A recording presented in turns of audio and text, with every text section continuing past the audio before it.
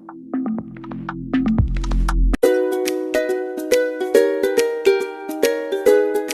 Friends, good morning. आज हम लोग 10th क्लास का ज्योग्राफी का शुरुआत करेंगे। पहला चैप्टर रिसोर्स एंड डेवलपमेंट। हम लोग वर्ड बाय वर्ड और लाइन बाय लाइन पढ़ेंगे ताकि सब कुछ आपको समझ में आ जाए और आपको क्वेश्चन आंसर करने में कोई भी दिक्कत नहीं हो। तो बिना टाइम गवाए हुए हम लोग शुरू करते हैं। चैप्टर 1 का पहला सेंटेंस, उससे ये एनसीईआरटी का जो है पहले डेफिनेशन दिया हुआ है रिसोर्सेज का, बहुत अच्छी तरह से डेफिनेशन को हम लोग को समझना होगा। देखिए लिखा हुआ है, everything available in our environment which can be used to satisfy our needs provided it is technologically accessible, economically feasible and culturally acceptable can be termed as resource. इस डेफिनेशन को हम लोग अच्छी तरह से समझ में, everything available in our environment, सब कुछ जो हमारा एनवायरनमेंट में या नेचर में अवेलेबल है, उसी सभी चीज़ जो कि हमारा ज़रूरत पूरा करने में हेल्प करते हैं, उसी सारी चीज़ को हम लोग रिसोर्स कहेंगे। मगर उसका एक 3 कंडीशन है इसमें। पहला तो ये है, इट इज़ टेक्नोलॉजिकली एक्सेसिबल। तो हम लोग फिर जाएंगे, क्या everything available in our environment उसको हम रिसोर्स कहेंगे ना, उसी सारी चीज़ को जिसको हम टेक्नोलॉजी के ज़रिए, टेक्नोलॉजी की सहायता में उसको हम यूज़ कर सकते हैं, टेक्नोलॉजी अब तक डेवलप हो गया है, तब जाके उसको हम रिसोर्स कहेंगे। अगर उसी चीज़ को यूज़ करने के लिए टेक्नोलॉजी हमारे पास अभी अवेलेबल नहीं है तो हम उसको कभी भी रिसोर्स नहीं कहेंगे फ़िलहाल के लिए। फ्यूचर में हो सकता है वो रिसोर्स हो जाए, मगर अभी टेक्नोलॉजी नहीं है उसको हम यूज़ करने के लिए, तो हमें उसी को रिसोर्स नहीं कहेंगे।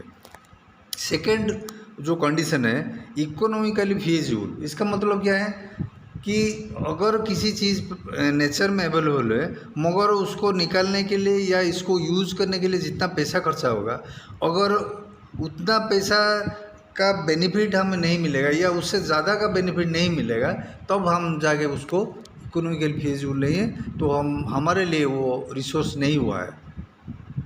फॉर एग्जांपल, मिट्टी के नीचे हमारे लिए गोल्ड है, मगर उस गोल्ड को निकालने के लिए 5,000 या 5,000 रुपीज़ खर्चा होगा, मगर वो सोना जो है निकलने के बाद सिर्फ 1,000 का उसका वैल्यूएशन हुआ, तो फिर वो रिसोर्स नहीं हुआ हमारे लिए, क्योंकि उसमें घाटा हुआ है।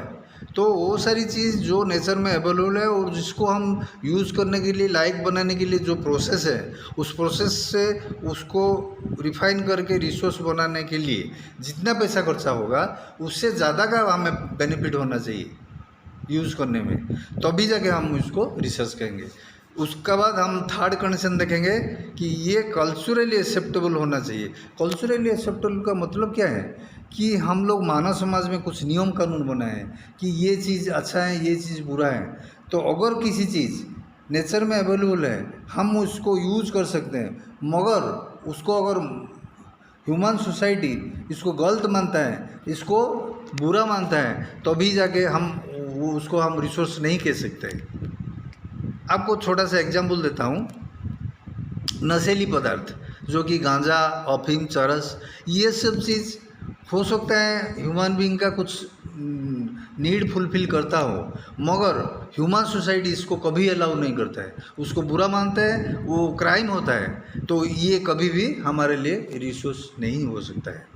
समझ गए आप लोग? तो हम जाएंगे अभी। देखिए इसका नीचे जो रिसोर्स का एग्जाम्पल भी दिया हुआ है। अब देखिए, मेटल, ऑल मेटल्स, जो आयरन ओर्स हो गया, कॉपर, जिंक, जितना मिनरल्स एलिमेंट्स जो भी अवेलेबल हैं हमारा मिट्टी के नीचे, वो सारी चीज़ हमारे लिए रिसोर्स है।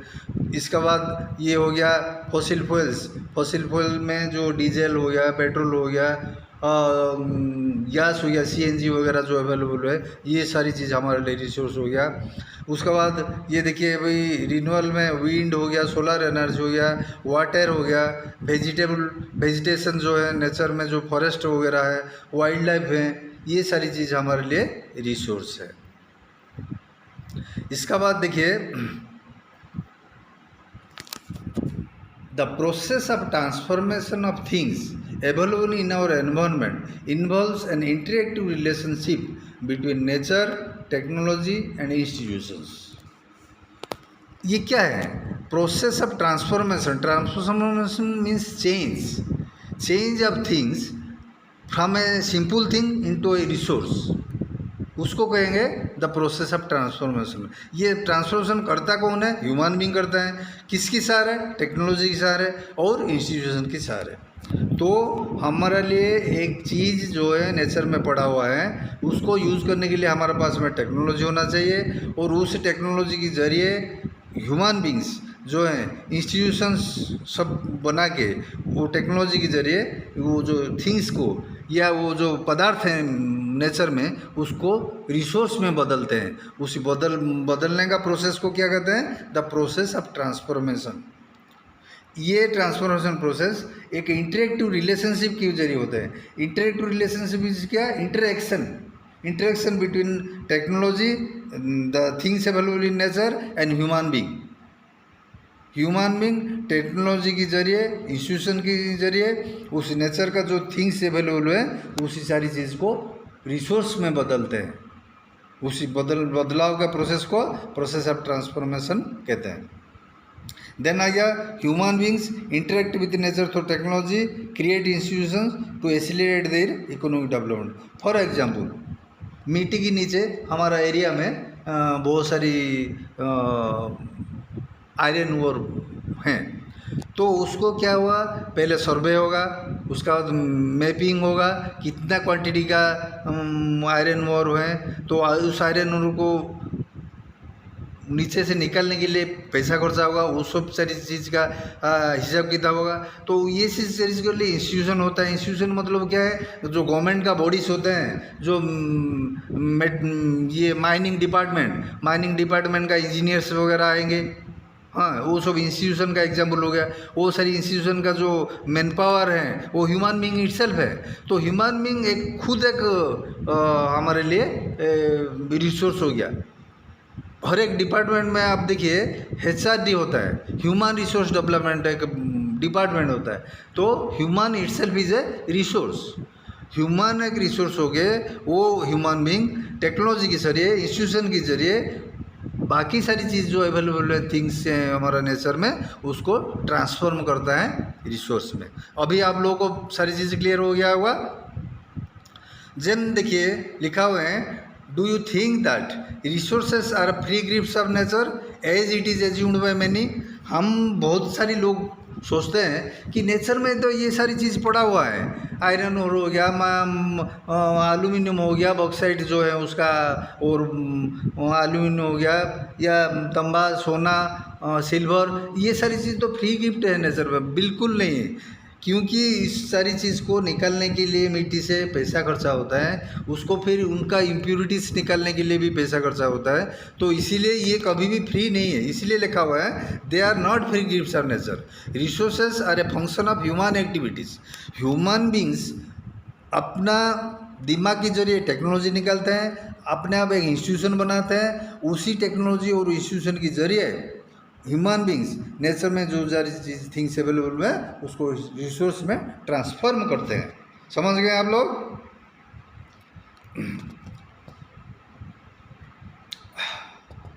The human beings themselves are an essential components of resource. अभी मैं आपको कह रहा था कि human beings themselves are essential components of resource. Then they transform material available in our environment into resources and use them, जो कि मैंने अभी आपको बताया. अब जाके देखिए लिखा हुआ है, these resources can be classified into following veg. हमारे पास में या नेचर में जितने सारी रिसोर्स अवेलेबल हैं, हम उसको ये 4 की बेसिस में हम उसको डिवीज़न कर सकते हैं. पहला वो गया on the basis of origin, biotic और एबायोटिक. मैं ये सारी चीज़ बाद में अभी एक्सप्लेन करूँगा. पहले हम पढ़ लेते हैं क्या क्या दिया हुआ है 4 ऑप्शन. तो सेकंड हो गया ऑन द बेसिस ऑफ एग्जॉस्टेबिलिटी. एग्जॉस्टेबिलिटी खत्म हो जाएगा क्या ख़त्म नहीं होगा, इसकी बेसिस में क्या हुआ है, renewal and non renewal. Then आ गया on the basis of ownership. Ownership का ये कि ये रिसोर्स किसका है, कोई प्राइवेट आदमी का है हो गया तो इसको इंडिविजुअल बोलेंगे, या कम्युनिटी का, किसी गांव का, या किसी रिलीजियस कम्युनिटी का, या किसी कास्ट ग्रुप का हो गया, या नेशनल किसी देश का हो गया, या किसी इंटरनेशनल पूरा सारी इंटरनेशनल कम्युनिटी का, पूरी देश का जो वर्ल्ड का जितना देश है वो सारी चीज़ का वो मालिक हो गए। तो इसका बेसिस पे हम उसको भी डिवीजन करते हैं। देन आ गया on the basis of status of development. Status of development ये क्या, अभी ये पोटेंशियल है, फुली डेवलप हो रहे हैं, ये स्टॉक है या रिजर्व है, इसी का बेसिस पे भी हम लोग रिसोर्सेज को डिवीजन करते हैं। तो आइए ये सारी चीज़ एक एक हम पढ़ते हैं।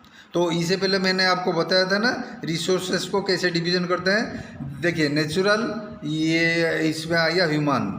नेचुरल में renewal, non renewal. Non renewal में देखिए रिन्यूअल में हो गया कॉन्टीन्यूस और फ्लो, जिसको जैसे कि हो गया विंड हो गया, सोलर एनर्जी हो गया, वाटर हो गया। देन बायोलॉजिकल में हो गया नेचुरल वेजिटेशन जो फॉरेस्ट हो गया। देन वाइल्ड लाइफ में जंगल में जो है पशु वगैरह, ये सारी चीज़ भी हम लोगों के लिए रिसोर्स हो गया। देन नॉन रिन्यूअल में रिसाइक्लेबल हो गया मेटल कैसे रिसाइकल हो गया, जैसे कि एक बार हम मिट्टी से निकले आयरन और उसको इम्प्योरिटीज़ को निकाल के स्टील प्लांट में उसको मेल्ट करके इम्प्योरिटीज निकालते हैं, उसके बाद उसको हम वेरियस इम्प्लीमेंट्स बनाते हैं। फिर जब वो सारी चीज़ पुराना हो जाता है, वो सारी चीज़ को मेल्ट करके फिर हम एक आयरन में उसको तब्दील करते हैं। तो सारी मेटल्स हैं, तो ये हो गया रिसाइकलेबल। देन नॉन रिन्यूएबल और एक है क्या ना, फसिल फ्यूल्स जैसे कि डीजल, पेट्रोल, ये सारी चीज़ जो है नॉन रिन्यूएबल। मेटल भी नॉन रिन्यूएबल हो गया और फसिल फ्यूल या डीजल होगी नॉन रिन्यूएबल। मगर ये दोनों फर्क क्या है ना, इसको रिसाइकिल अगेन हम यूज़ कर सकते हैं, मगर डीजल को कभी रिसाइकिल नहीं कर सकते। एक बार यूज़ हो गया तो पूरा एग्जॉस्ट हो जाता है। पेट्रोल यूज़ कर लिए एग्जॉस्ट हो जाता है, मगर ये जो मेटल वगैरह है ये रिसाइकिलेबल है। इसीलिए ये जो नॉन रिन्यूएबल है इसको दो भाग में विभक्त किया गया है, रिसाइकिलेबल एंड नॉन रिसाइकिलेबल। चलिए हम लोग जो पहले अभी पढ़ रहे थे ये रिसोर्सेज का क्लासिफिकेशन, उसको हम पढ़ेंगे। Types of resources on the basis of origin.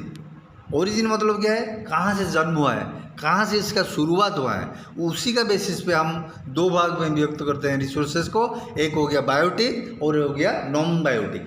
Biotic मतलब क्या है ना, जितना फ्लोरा और फाउना मतलब क्या है, जितने सारी प्लांट्स है और एनिमल्स है, ये सारी चीज़ लिखा हुआ है यहाँ। They are obtained from biosphere and have life such as human beings, flora and fauna, fisheries, livestock etc. Flora कौन से जानते हैं, जितनी सारी प्लांट्स को उसका सारी वेराइटीज़ को हम फ्लोरा कहेंगे, और फाउना मतलब जितना एनिमल्स हो गया टोटल डोमेस्टिक और वाइल्ड लाइफ मिला के।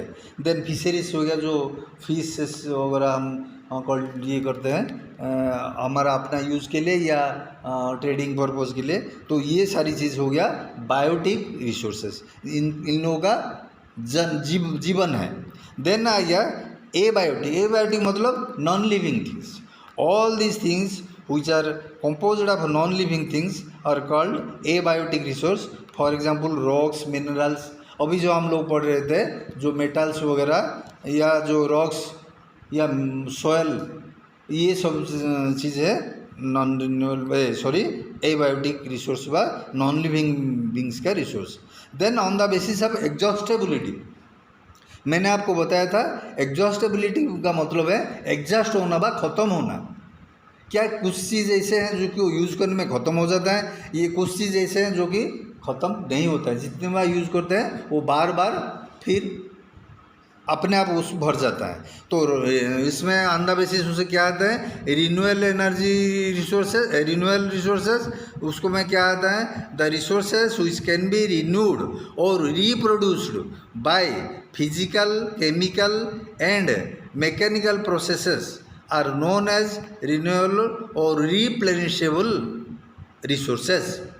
ये क्या है, नेचर में ये सारी चीज़ अवेलेबल है और ये रिसाइकेबल हो जाता है, या केमिकल, फिजिकल और मैकेनिकल प्रोसेस में ये सारी चीज़ रिन्यूड हो जाता है या रिप्रोड्यूस हो जाता है अगेन। जैसे कि हो गया विंड एनर्जी, आप जितना भी यूज़ कीजिए विंड एनर्जी कभी ख़त्म नहीं होगा, वो अपने आप फिर प्रोड्यूस है। जैसे भी, और सेकंड एग्जांपल हो गया सोलर एनर्जी, हाइड्रो इलेक्ट्रिसिटी, ये सारी चीज़ कभी भी खत्म होना, पानी से कभी भी आप हाइड्रो इलेक्ट्रिसिटी निकाल सकते हैं। तो जो सारी एनर्जी रिसोर्सेज या जो सारी रिसोर्सेज कभी भी ख़त्म नहीं होगा, वो रिन्यू हो जाएगा या रिप्रोड्यूस हो जाएगा, वो सारी चीज़ को हम लोग क्या कहेंगे, रिन्यूएबल एनर्जी सोर्सेज व रिन्यूएबल रिसोर्सेज। सिंपली एग्जाम्पल आ गया solar and wind energy, water, forest, wild life, ये सारी चीज़ रिप्रोड्यूस होता रहता है, रिप्लेनिश होता रहता है, यानी कि बार बार बढ़ता जाता है। नेचर में ये कभी भी ख़त्म नहीं होगा।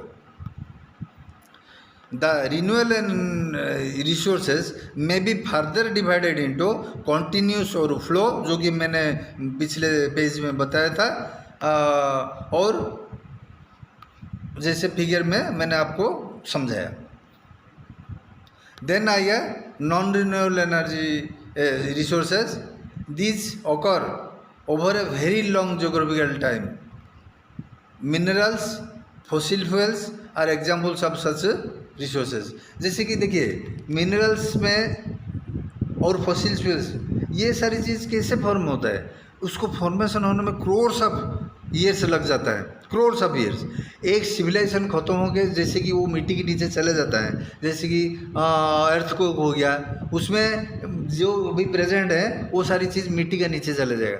तो हाई प्रेशर के जरिए वो सारी चीज़ जो मकान है, लिविंग बींग से नॉन लिविंग बींग से सब चीज़ ग्रेट प्रेशर में आ जाता है, और प्रेशर में रॉक्स बनता है, फॉसिल फ्यूल्स बनता है, और बाकी सारी जो मेटल्स है, नॉन मेटल्स है, वो सारी चीज़ें मिट्टी का अंदर में बनता है।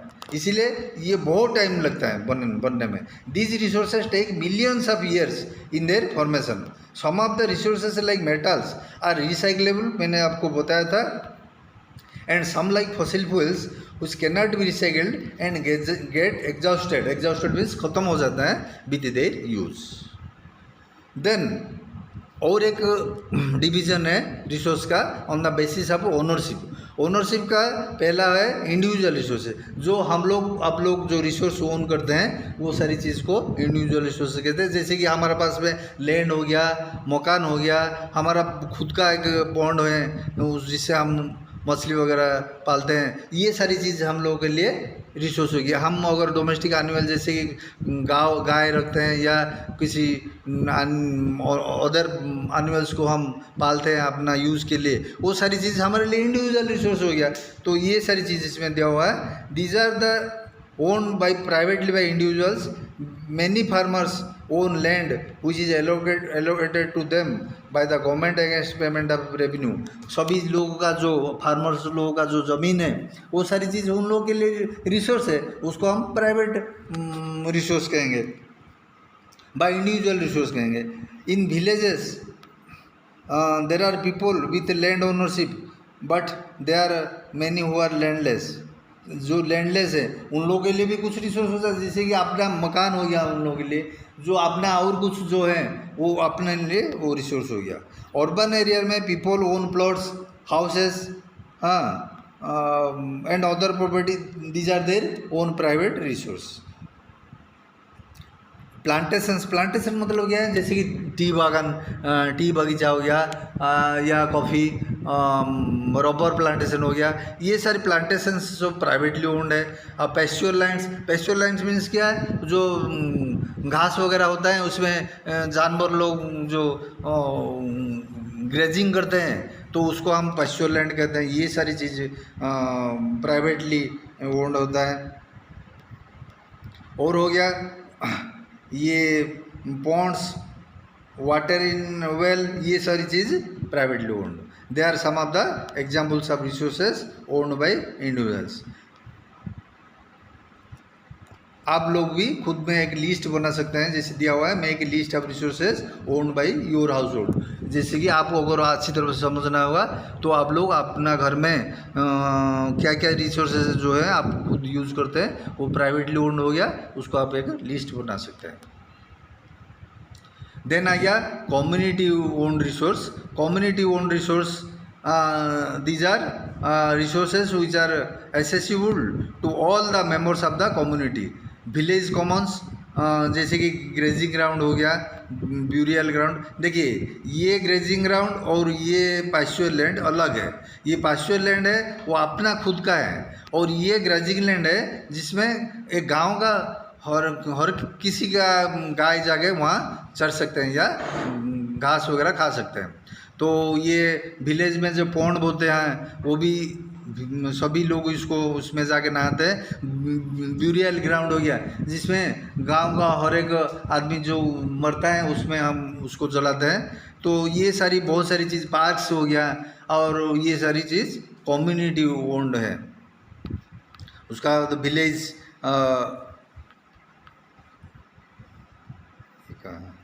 विलेज पॉन्ड्स वगैरह, public park, picnic spots, playgrounds in urban areas और de facto accessible to all people living in there।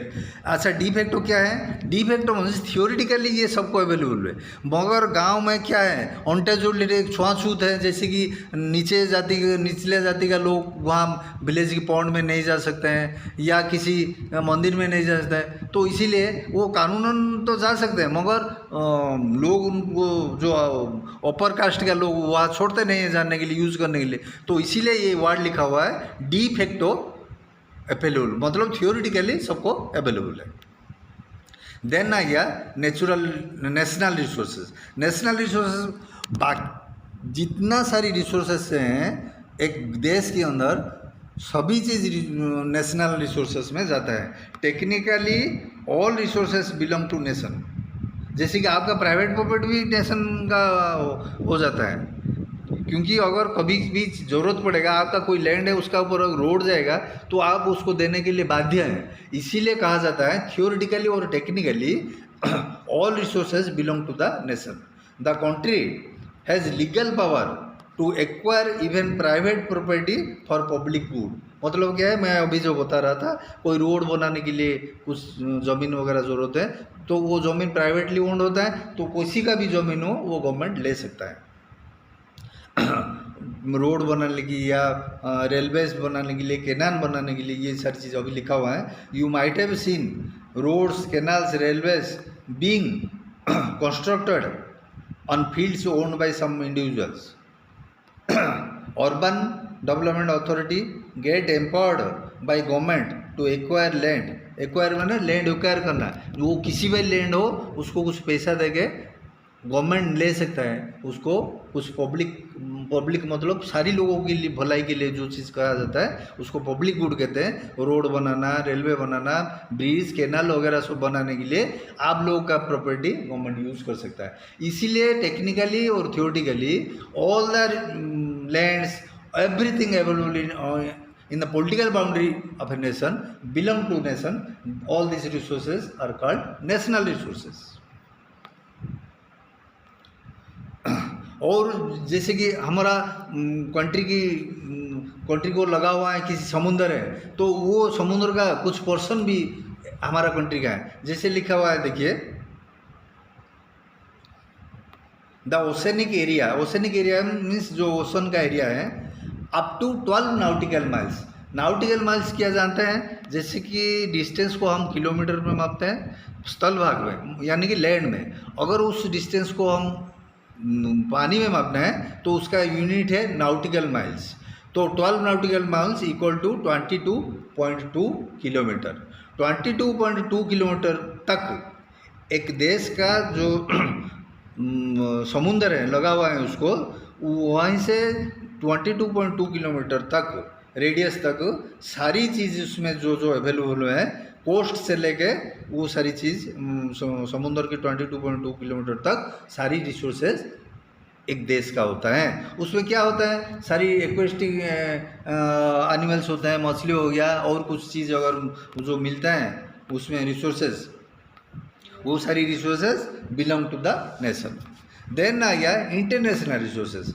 International मतलब क्या है, अब देखिए हर एक देश का अपना अपना पॉलिटिकल बाउंड्री हो गया, तो ऐसे कंट्री पूरा वर्ल्ड में बहुत सारे देश हैं, देश की छोड़ के उसका जो टेरिटोरियल एक्सटेंशन हो गया समुद्र में छोड़ के बाकी सब जो एरिया है वो इंटरनेशनली ओन्ड। जैसे कि हो गया देखिए यूएनओ, यूनाइटेड नेशंस ऑर्गेनाइजेशन है, वो बाकी सारी चीज़ को ओन करता है, उसको कहते हैं इंटरनेशनल ऑर्गेनाइजेशन। समझ गए स्टूडेंट्स? एक देश का जो प्रॉपर्टी है अप टू 12 नॉटिकल माइल्स को छोड़ के समुद्र में बाकी सारी चीज़ और बाकी जो जो चीज़ बचा हुआ है वो सारी चीज़ इंटरनेशनली ओन्ड होता है। इंटरनेशनल मीन्स सभी देश का अधिकार होता है उसी में। इसको पढ़ेंगे। देर आर इंटरनेशनल इंस्टीट्यूशंस, जैसे कि मैंने अभी कहा है यूनाइटेड नेशंस ऑर्गेनाइजेशन का वेरियस ऑर्गन्स होता है, वो सारी ऑर्गन्स ये सारी चीज़ को ओन करते हैं। Which regulate some resources, the oceanic resources beyond 200 nautical miles of coastline of the country belongs to open ocean। अब मैंने अभी आपको कहा था 22 किलोमीटर या 12 नाउटिकल माइल्स तक वो रिसोर्स अपना यूज़ कर सकते हैं, मगर 200 नाउटिकल माइल्स तक बाकी जो गैप रहा है यानी 12 नाउटिकल माइल्स से बाकी जो जितना 200 नाउटिकल माइल्स तक उसी का रिसोर्स परमिशन लेके एक कंट्री, इंडिविजुअल कंट्री उसको यूज़ कर सकता है। बाकी जो आगे रहा जो भी ओशन रहा है वो सारी चीज़ इंटरनेशनली ओन्ड है। No individual country can utilise this without the concurrence of international institutions. Then on the basis of status of development, resources can be divided into potential resource, developed resource, stock and then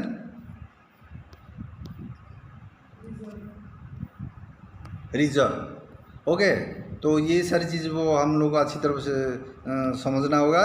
तो on the basis of development मतलब कितना develop है। देखिए पहला बार बोल रहा है potential resource. Potential क्या है ना, resources which are found in a region but have not been utilized. For example, western parts of India, particularly Rajasthan and Gujarat, have enormous potential for development of wind and solar energy, but so far these have not been developed properly. अभी समझ में होंगे आपको potential energy किसको कहते हैं। Resources available तो हैं, हम जानते हैं कि ये एक रिसोर्स है, हम इसको यूज़ कर सकते हैं, बट टेक्नोलॉजी वहाँ तक डेवलप नहीं हो, थोड़ा सा डेवलप हुआ है ऑन रूडिमेंटरी स्टेज में है, इनिशियल स्टेज में है वो टेक्नोलॉजी, फुली डेवलप नहीं हुआ है वो टेक्नोलॉजी, इसीलिए और सारी रिसोर्स को हम फुली यूटिलाइज नहीं कर पाए वो, इसीलिए उसको कहते हैं पोटेंशियल रिसोर्स। पोटेंशियल का मतलब है उसका क्षमता है, हम उसको यूज़ करके बहुत सारी फ़ायदा मिल सकता है हम लोगों को, मगर अभी टेक्नोलॉजी डेवलप नहीं होने की वजह से हम लोग उसको फुली यूटिलाइज नहीं कर पाए वो रिसोर्सेज, उसको हम कहेंगे पोटेंशियल एनर्जी।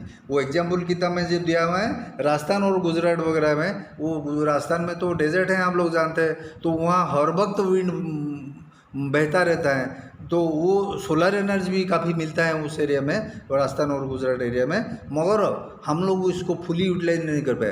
अगर राजस्थान और गुजरात में जितना विंड एनर्जी सोलर एनर्जी मिलता है उसको अगर हम 1 महीना का एनर्जी भी स्टोर कर लिए और उसको यूज़ कर लिए तो पूरा देश का एनर्जी नीड्स जो है वो ख़त्म हो जाएगा। तो अब उसमें आप वो अनुमान लगा सकते हैं कि कितना enormous amount of solar energy और विंड एनर्जी वहाँ उस एरिया में अवेलेबल है।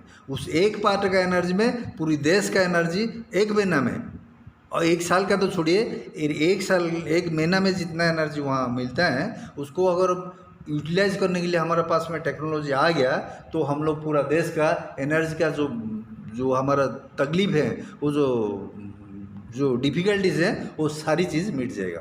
तो इसीलिए वो सारी चीज़ अभी हम लोगों के लिए पोटेंशियल एनर्जी बना रहा है। समझ गए फ्रेंड्स? देन आएंगे developed resources which are surveyed and their quality and quantity have been determined for utilization, the development of resource depend upon technology and level of their feasibility. यानी कि ये resource जो है ऑलरेडी हम लोग mapping कर लिए हैं, उसका क्वांटिटी कितना है और कितना क्वालिटी में अवेलेबल है, और उसको सारी चीज़ को हम लोग डिटरमाइन कर लिए हैं। Development of resources depend upon technology and development their feasibility. For example देखिए, हमारा मिट्टी के नीचे जितना आयरन ओर्स है वो सारी चीज़ हम लोग को पता है अभी, और जितना बक्साइट्स अवेलेबल हैं वो सारी पता है। जीन्स या अदर जो ओर्स होता है मेटल्स का, वो सारी चीज़ को हम लोग को पता है, हम लोग उसको क्वांटिफाई कर लिए हैं, और क्वालिटी कितना कहाँ अवेलेबल है सारी चीज़ हम लोग जानते हैं। तो उस सारी चीज़ को हम कहेंगे डेवलप्ड रिसोर्स। उसको खाली बाकी है कि यूज़ करते जाते हैं हम लोग, ठीक है। तो वो सारी चीज़ हो गया developed energy, developed resource. Then आ गया स्टॉक रिसोर्स क्या है? Materials in the environment which have potential to satisfy human needs, but human beings do not have appropriate technology to assess these, are called stock, included among the stock. For example, water is a compound of two gases, hydrogen and oxygen. Hydrogen can be used as a rich source of energy, उसको कहते हैं green hydrogen, but we do not have advanced technological know how to use it for this purpose, hence it can be considered as a stock resource. Stock resource समझ गए?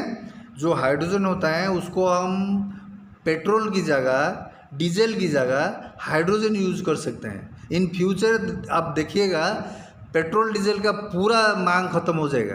सारी चीज़ हम लोगों क्यों, हम लोगों का पास में प्लेंटीली वाटर अवेलेबल है, सी में तो टोटली पानी ही है। तो जो जिस दिन हम टेक्नोलॉजी डेवलप कर लिए उस हाइड्रोजन को यूज़ करने के लिए एक फ्यूल की तरह, उस दिन हमारा देश का सारी एनर्जी का जो प्रॉब्लम है वो ख़त्म हो जाएगा। तो इसीलिए हाइड्रोजन जो पानी में डिजोल्व हो गए हैं उसको हम अभी क्या कहेंगे, एक स्टॉक एनर्जी की तरह यूज़ कर सकते हैं, ठीक है। ये हमारे लिए एक स्टॉक रिसोर्स है। એટલે फ़र्क क्या है, ये जो पोटेंशियल रिसोर्स में और स्टॉक में फ़र्क क्या है ना? पोटेंशियल में ये हमारा टेक्नोलॉजी तो डेवलप्ड है मगर रूडिमेंटरी स्टेज है या प्राइमरी स्टेज पे फुली डेवलप नहीं हुआ है। मगर ये देखिए स्टॉक में हमारा टेक्नोलॉजी हमारे पास में अभी है ही नहीं, टेक्नोलॉजी इन फ्यूचर डेवलप होगा। तो फर्क आप समझ गए स्टॉक में और पोटेंशियल में। मैं फिर रिपीट करता हूँ, पोटेंशियल में हमारे पास में टेक्नोलॉजी तो अवेलेबल है मगर फुल्ली डेवलप्ड टेक्नोलॉजी अवेलेबल नहीं है, इसलिए उस रिसोर्सेज को हमें कम्प्लीटली यूज नहीं कर पाए। Solar energy and wind energy को हार्नेस करने के लिए टेक्नोलॉजी अवेलेबल है अभी, मगर वो बहुत महंगा है, तो इसीलिए आम आदमी के लिए वो सारी चीज़ें अभी अवेलेबल नहीं है। तो वो हो गया पोटेंशियल रिसोर्स। स्टॉक रिसोर्स में देन आ गया रिजर्व रिसोर्स। रिजर्व क्या है? Reserves are the subset of stock. Stock का की एक सबसेट है which can be put into use with the help of existing technical know-how but their use has not been started। ये reserve resource क्या है ना? ये स्टॉक का एक पार्ट है which can be put into use with the help of existing technical know-how but their use has not been started। Start ही नहीं हुआ है अभी तक। These can be used for meeting future requirements। Example, river water can be used for generating hydroelectricity by hydroelectric power, but presently it is utilized only up to a certain extent, limited extent। Thus, water in dams, forests and rivers is a reserve which can be used in future। तो अब समझ में दे on the basis of development resource को हम 4 भाग में division किए हैं। एक हो गया पोटेंशियल, देन आ गया developed, then stock, then reserve. ये 4 चीज़ में हम लोग उसको डेवलप करते हैं। तो ये अभी फ़िलहाल के लिए जोग्राफी चैप्टर 1 का ये जो पार्ट है